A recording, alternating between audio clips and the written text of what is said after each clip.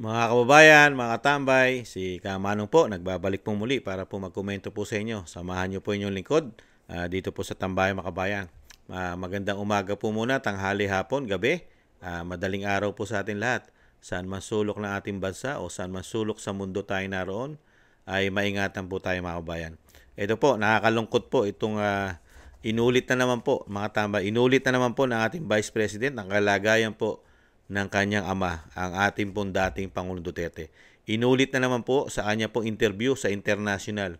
In-interview po siya ng international media at talagang nabanggit na naman po niya ang nakakalungkot po na marinig na naman po natin na ang kanya pong ama ay patuloy pong humihina at sobrang payat na daw po ng ating dating Pangulong Duterte dahil po sa kalagayan niya ron. Siyempre po, ikaw ba naman na hindi mo bansa, 'di ba? Lahat po ay bago sa iyo, lalong-lalo sa pagkain, 'di ba? Yung pagkain na hindi mo nakasanayan. At syempre, yung mga tao ron. Hindi po ba?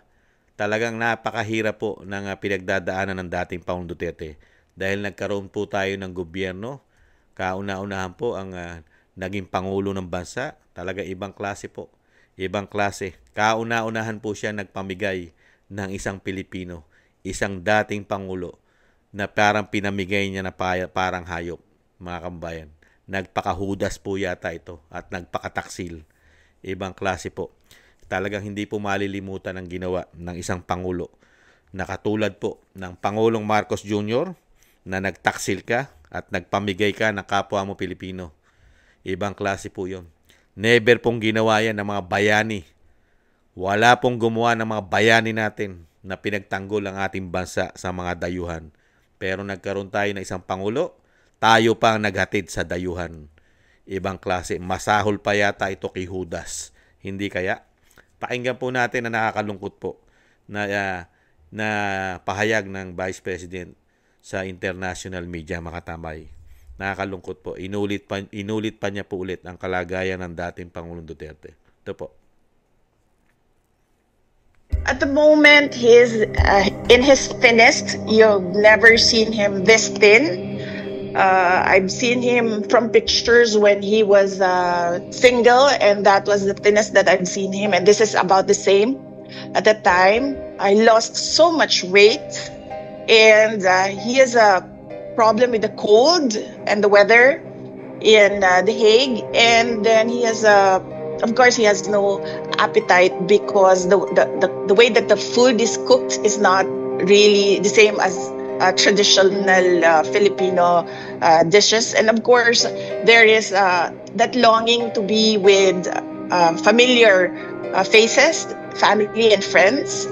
So there are certain days that it's a good day, and there are certain days that it's a bad day. So yes. At the moment, he's in his thinnest. You've never seen him this thin. I've seen him from pictures. Ayan, mga tambay. Habang nakikita po niya, kahit po mga sinesend sa kanyang litrato, talagang siya po mismo ang Vice President na mapapansin po natin sa kanyang mata at sa kanyang salita na talagang siya po ay malungkot na malungkot, mga tambay. At kulang na lang po siya ay mapaluha dito po sa interview na international, mga tambay. Ibang klase po, no? Ganyan po ang ginawa na kahudasan, pagtataksil ng mga sangkot dito. At nakakahiya rin po, mga tambay.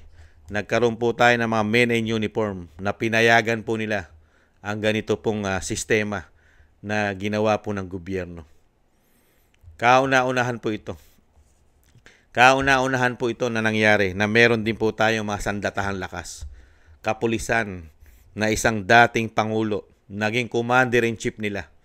Pero ipinamigay po nila. Pumayag po sila na ipamigay sa banyaga na walang jurisdiction sa atin. At isa pang matindi. Pinayagan din po ng kapulisan at kasundaluhan na ang dating Pangulong Duterte hindi makakuha ng tamang due process. Mga kababayan. Kaya napakarami po ritong nagtaksil, nagkampi-kampi, nagsabwatan. Hindi po ba? Kaya marami po ritong sisisihin. At marami po ritong mananagot. Hindi lang po dito sa batas ng lupa, pati po sa batas ng Panginoon ay marami pong mananagot sa ginawa po nila sa dating Pangulo na dating Commander-in-Chief, mga kababayan.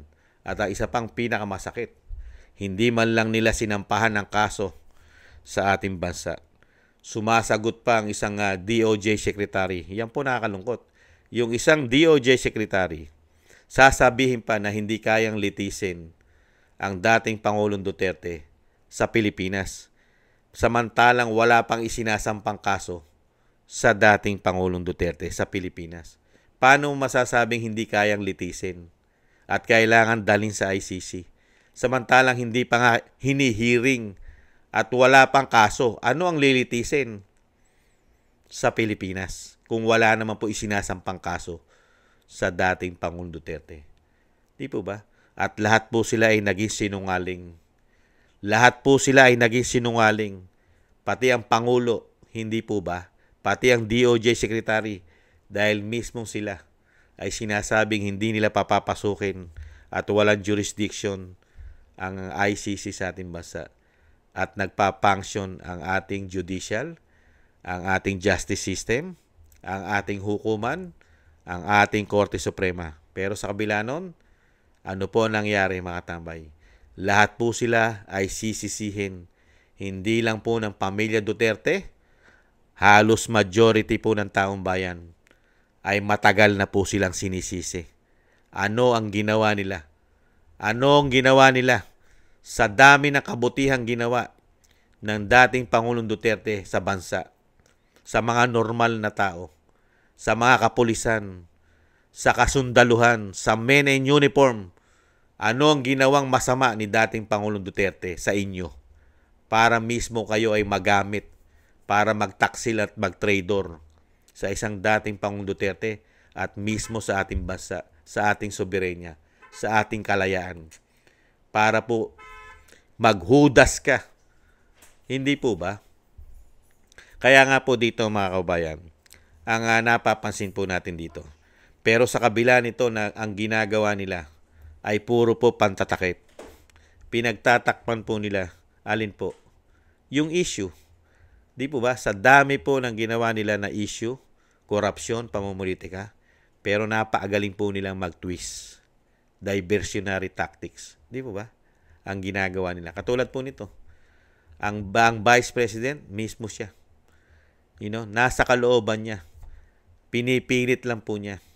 Dahil mismo siya, sa sarili niya, hindi katanggap-tanggap ang ginawa po ng pamahalaan. Lalong-lalo po ang mga naghudas, ang mga nagplano sa dating Pangulong Duterte. Kahit po kasi ang ating Korte Suprema, alam po nila ang tama at mali. Ganon din po ang Ombudsman. Alam po ng Ombudsman ang tama at mali sa ginawa nila sa dating Pangulong Duterte. Kaya nga lang po, dahil po sa sobrang pamumulitika, gamit ang pera yata ng taong bayan, at yung kaswapangan, greedy, sa kapangyarihan at gamit pa ang men in uniform na kayang-kayang gipitin kahit sino. Dahil dito po yata sila gumagamit ng kamay na bakal. Diba? Walang nagsasalita. Hindi po ba tayo nagtataka? Matagal na. Hindi po ba? Walang nagsasalita. Mga katambay, mahigit 100 araw na. Marso pa nila hinuli yan. Nakita niyo po, hanggang ngayon, ayaw pa rin nilang ilabas ang katotohanan. Malaki na ang hinina ng ating dating Pangulong Duterte. Ang sabi ng Vice President, hindi mo na nga maikilala. Nung huling dinampot nila nung Marso, ang laki na raw po na ipinayat, mga kabayan. Sobrang payat na.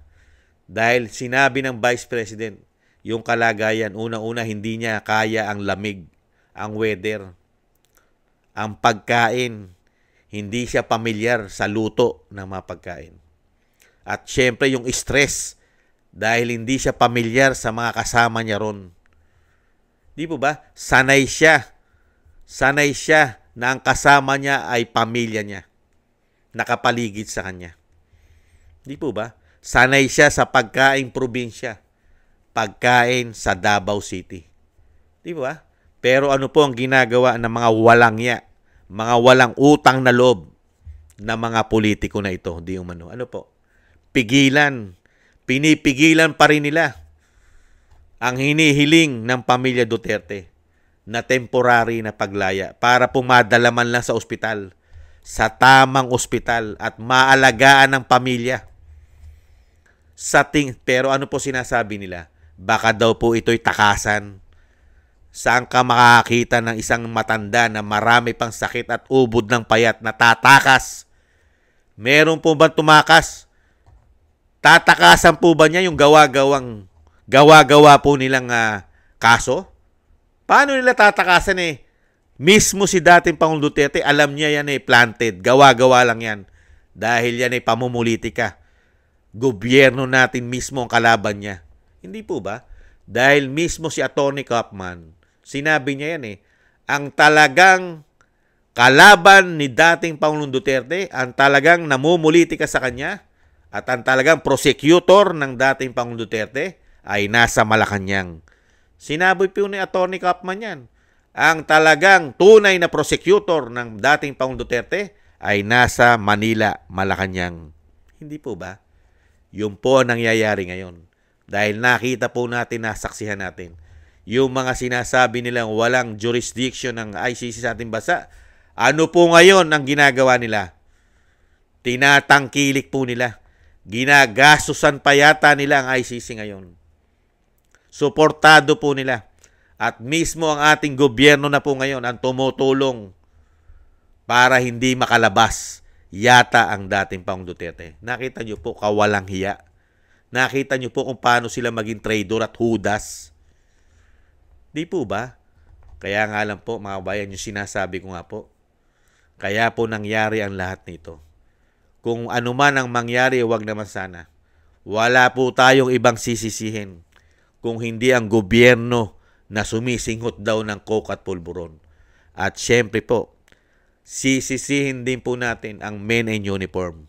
Lalong-lalo po yung mga nagpagamit, yung nagpakaaso, nagpaka-pitbull, nagpaka-German Shepherd. Di po ba? Nagpaka-askal sa mga politiko na korap. Ito mga general na ito, mga kabayan. Dahil hindi naman po tanga at bobo ang mga Pilipino. Nakita po namin kung paano nyo po ginawa. Kung paano nyo ginawa, dakpin, tanggalan ng respeto, bastusin ang dating Commander-in-Chief. Di po ba? Lalo-lalo sa pangunguna ng bagong PNP Chief na si General Torre. Hindi malang ginalang, hindi nirespeto, hindi binigyan ng due process, hindi dinala sa hukuman, dinala lang sa Villamor Air Base, at diniretso na sa Dahig, sa pilitan. Babatakin kita. Hihilahin ko yan. Hihilahin ko yan. Ako ang batas. Ako ang masusunod. Ganon. Nakakalungkot lang mga tambay. Mga wala na pong konsyensya yata itong mga tao na ito. Nakakalungkot Ibalik tanong mo, kahit ibalik tanong mo, nung panahon ni dating Pangulong Duterte, napakaraming kaso, pati ang kanyang ina, nahatulan din po ang kanyang ina. Di ba? Para maparusahan. Ano po ang sabi ng dating Pangulong Duterte sa kanyang ina? Wag na yang ikulong, di umano. Wag nang yung kaso niyan ay ipardo na lang. Hindi po ba? Dahil nga po sa katandaan. Matanda na yan. Di po ba? Samantalang sa dating Pangulong Duterte, ano po? Napakaraming sakit. Matanda na. Pinalayas pa. Kidnapping pa ang lumalabas. Hindi po ba? Para ipatapon mo. Sino po ang nasunod? Sila. Kasama po ang kanilang grupo na CPP and PNDF. Nagkampi-kampi po. Dahil halos po, ang lahat po ng gumawa ng paraan para po kasuhan daw po nila di umano sa ICC. Ano po? Sino po na pagkikita natin ngayon? Puro supporters po ng mga CPP and PNDF ang mga ito. Tinutulungan pa ng gobyerno natin ngayon. At mismo si alias Rene, ito pong binayaran daw po ng Senadora Risa Hontiveros ay nakita rin niya ron sila Matubato sa grupo ng condominium kung saan sila itinatago, mga kabayan. Yung mga witness daw dito sa maduguraw na sinasabi nila war on pulburon. Nakita nyo? Nakita nyo po yung sistema ng sinasabi nila mga witness? Binabayaran, scripted, itinatago ng mga politiko, ng mga walangya, mga demonyo. Hindi po ba? Kaya nakakalungkot po mga tambay. Sana po mapabilis. Mapabilis po sana ang ating hiling na talagang itong grupo na ito, mga kabayan, ay hindi na po sana magtagumpay at magtagal. At sana rin po ang dating Pangulong Duterte ay makakuha rin po sana lalo-lalo po ng malalaking bansa na susuporta sa kanya at tutulong dito po sa ginawa po ng ating pamahalaan na grabe pong demolition, pamumulitika ang ginawa dahil po sa politika. Sana po dumating din po ang sinasabi nga po natin na meron po sanang tumayo na talaga totally questionin ang ginagawa po ng ICC, lalo-lalo po sa ginawa po kay dating Pangulong Duterte. Talagang pinulitika po. Nakita nyo po, hanggang ngayon, napakarami pong digmaan ni hindi man lang po galawin at pasukin ng isang ICC na sinasabing sila raw po ay human rights. Nasaan po, nakita nyo po, yung kay dating Pangulong Duterte, puro po lumabag pa sa batas. Karamihan po ay ginamit pa ng mga narco-politics, yung sinasabi nilang mga natsugi. Samantala ngayon, nagkakagulo po, digmaan ang digmaan. Nahandyan ang Ukraine for how many long years na. Wala pong ICC dyan na kumukundi na. At tinutugis po nila at nililitis ang mga leader nito na isang damukal na po ang natsugi. Ngayon po, dire-diretso po ang digmaan. Saan po nag-umpisa? Sa Hamas, sa Israel. Ngayon, kasama ng Iran. How many thousand, hundred of thousand ang namamatay na dyan, ang natsusugi. Meron po ba tayong narinig sa human rights ng ICC? Di po ba wala? At sa ating bansa, yung more than 50 years na chinugi, pinaslang ng mga NPA, meron po ba tayong narinig sa ICC na kailangan litisin din ang mga grupo na yan? At sa katunayan, meron pong nahuli ang kapulisan na napakatagal na po nagtatago. At wanted po, wanted sa dami ng mga chinugi. Pero hindi po dinadala sa ICC. Ikinulong lang po sa piitan ng Pilipinas. Napakatindi po ng ginawa nila kay dating Pangulong Duterte. Yung mga Pilipino, katulad ni Tebes, ipinauwi sa bansa. Si Roque, pilit na pinauwi sa bansa para litisin. Pero ang dating Pangulong Duterte, ayaw litisin sa ating bansa. Kailangan itaboy. Ganyan po katindi itong pamahalaan na ito, mga kababayan. At yung isang anak, yung anak na junior ng isang DOJ, nakakalungkot lang po. Kaya lagi po natin binabalik. Nagkakaso sa illegal na pulburon o illegal na damo. Absuelto. Wala pang 3 buwan. Absuelto. Samantalang si dating Pangulong Duterte, walang kaso. Walang kaso na nililitis sa ating bansa. Pero, hindi maabsuelto. Ipinatapong pa sa ibang bansa. Nakita niyo po, yung mga katarantaduhan nila. Kaya po, ito pong ating nangyayari sa ating bansa ay nakakalungkot. Lalong-lalo po sa pamilya Duterte. At lalong-lalo rin po sa atin na nakakita po ng tama at mali. Wala pang ipagmamalaki ang gobyerno nila. Wala. Wala pa silang napatunayan sa ating mga Pilipino, itong gobyerno nila. Para mo sabihin na sila ay tama ang ginagawa nila. Wala. Walang mga achievement. Wala. Kahit sa pagsugpo ng pulburon, wala. Wala. Kahit sa ekonomiya, wala. Pero pinalalabas nila na sila ay tama. Pero wala naman silang ginagawang tama. Di po ba? Kaya Vice President, kasama mo kami, ang taong bayan na matatalino at matitino, na hindi mga gagot, bobo, tanga at bulag. Kami po, Vice President, ay kaisa mo, at kami po ay nananalangin na sana po ay malagpasan ng dating Pangulong Duterte at mabigyan pa po siya ng mahabang buhay at mabilis na paggaling at recovery. Sana po malagpasan po ni dating Pangulong Duterte, dahil po talagang nagsama-sama po kasi ang pinakamasasama na yata, pinakahayop, pinakakurap sa kasaysayan ng bansa. Itong grupo na ito, di umano. Di po ba? Walang kapatawaran po ito. Walang kapatawaran po ito pag may nangyaring masama sa ating dating Pangulong Duterte. Lalo-lalo po, iuulitin ko po mga tambay, yung ginawa nitong mga politiko na ito, napakahirap pong kalimutan ito. Kasaysayan po ito. Lalong-lalo po yung mga sangkot dito. Kasaysayan na po ito ng kalahi-lahian nila. At pati po yung mga sangkot na pulis, mga general, kasaysayan na po nila yan. Mga hudas, mga taksil ng bayan at ng isang Pilipino na dating Pangulo. Isama po natin mga tambay sa ating po mga dasal at panalangin na maingatan po at madugtungan pa po ang buhay ng dating Pangulong Duterte. Isama po natin. Nakakalungkot man po. Talagang ang pinagdadaanan po ng pamilya Duterte ay talagang sila lang po ang tinutukan nung pumasok po ang sinasabing bangag administration.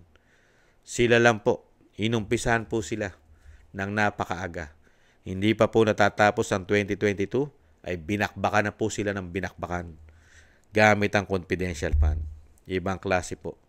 Yan po ba ang magugustuhan nyo maglingkod sa ating bansa? Ang maagusto lang po dyan ay puro magnanakaw, di umano. Masasama. Yan po mga kabayan, ang ating po nakakalungkot na marinig po sa isang Vice President ang kalagayan po ng kanyang ama. Nakakalungkot po na marinig po natin na sa kabila po ng katandaan at napakaraming sakit, pero yung panggigipit, yung hiling ng pamilya, ng mga abogado, na temporary, pansamantalang kalayaan ng dating Pangulong Duterte para matingnan ng tamang proseso ng medisina at maalagaan ng pamilya, ay ayaw pang ibigay ng ICC at syempre po ng gobyerno ng Pilipinas. Mga wala na po itong mga budhi. Talagang ubod na po yata ng kasama. Para pong mga walang magulang. Para pong hindi sila tatanda, mga kabayan. Ibang klase po ang kasamaan nila. Ngayon lang po din ako nakasaksi na ganitong klaseng kasama na gobyerno ng Pilipinas. Napakaraming ginawang kabutihan. Pati mismo sa nakaupong papangulo ngayon, isang damukal na kabutihan at respeto ang ibinigay sa kanilang pamilya, pero ang iginante, kawalang hiyaan pa yata. Maraming salamat po mga kabayan sa nakagusto po ng ating Tambayang Makabayan sa YouTube at TikTok. At ganoon din po sa mga nagko-comment, like, share, and subscribe. At sa ating pong mga subscribers, maraming salamat po. Isama po natin sa dasal at panalangin ng dating Pangulong Duterte. Thank you po sa inyo. At maraming salamat din po sa mga biyayang pinagkakalob nyo po. Shoutout po. Thank you po. Kingston 123 ng Hong Kong. Eric Hershio ng Canada. Jake Yahut 4531 ng Maisog, California, USA. Gina Ray Solidides ng Berlin, Germany. Julieta Silona ng Sydney, Australia. Baby Roman, Ate Isa ng Cagayan. Jem Aris ng United Arab Emirates. Jobilin Watanabe ng Japan. Ako si Pilam, Ani Jo, Teodorico Erguisa Jr., si Arfel Villacorta, Wills Bubbles 5697, Rosalina RK, Team 888, Michelle Yamaguchi Vlog at si Norma Garcia. Thank you po mga kabayan. At thank you po mga kabayan. At syempre po, isama rin po natin sa dasal at panalangin ang Vice President at ang dating Pangulong Duterte na sana po pagalingin po at palakasin at dugtungan pa po ang kanyang buhay. Mga kabayan, maraming salamat po. At thank you po mga tambay. Sa ulitin po, huwag po nating kalimutan na hindi po natin isama ha. Isama po natin sa ating mga dasal ng paggaling at kalakasan ng dating Pangulong Duterte. Mga kababayan, maraming salamat po sa muli. Paalam po. Bye-bye.